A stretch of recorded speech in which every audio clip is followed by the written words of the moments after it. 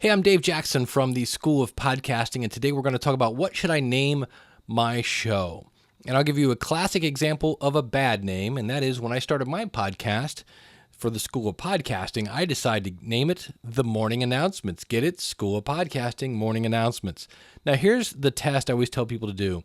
Find your target audience and go up to them and say, hey, I'm going to start a show called The Morning Announcements. What do you think it's about? And I guarantee you, nobody was going to say podcasting. I have another great example. I had a client of mine said, I want to start a show called After the Darkness. And so he went out to his target audience and said, After the Darkness, what do you think it's about?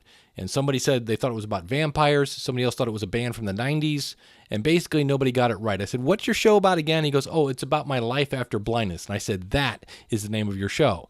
Went back to his target audience, not his mom, his target audience, and said, hey, doing a show called Life After Blindness. What do you think it's about? And they all went, duh. And what this does, I'll give you another classic example. Cale Nelson, good friend of mine, had a show called Faux Time.